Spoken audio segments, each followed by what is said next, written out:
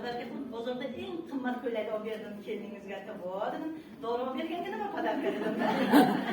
Mana shunday qilib keyin 8 oylik bo'lgancha детский qaysi superiorni sen berib bordim. 8 oylikdan keyin tikib ekan berasiz, baliq so'nggina travma bo'lmasdan yog'lanib tug'iladi.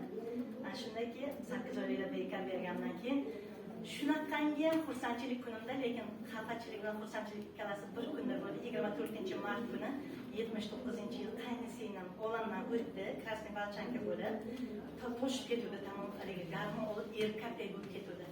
Shunaqa chiroyli qiz edi, nauchayda shuni ko'rgan odam havas qilardi.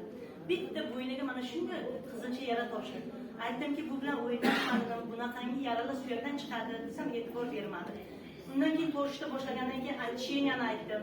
Doringiz qancha? 4000 somon turadi. Detoksdan qimmat, undan qo'l olmadim. Borib oxiri garmonga o'tkazib, naucha shunaqa chiroyli kelinchak erkakdek baqaloq bo'lib mo'ylovlar chiqib ketdi.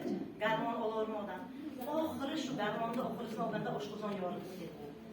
Eri Dushanbedan professor uchib keldi, shunday ko'rib oshqozon yorilib bo'lgan-ku, o'sha asrab qololmayman dedi. Bir piyola tilosi shunday qolib ketdi. Mayda tiyolaringni so'z, menga yoshgina sakir davlinadan o'lib ketdi.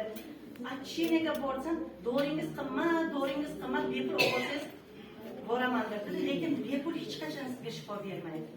O'shaning uchun qaynisining bittan o'limni chiqarish kerak, bu yerdan nevaracham tug'ilyapti. Shunaqangi xursand bo'lishim ham bilmayman, xafa bo'lishim bilmayman. Shunday kirsam, doktor chaqirdi.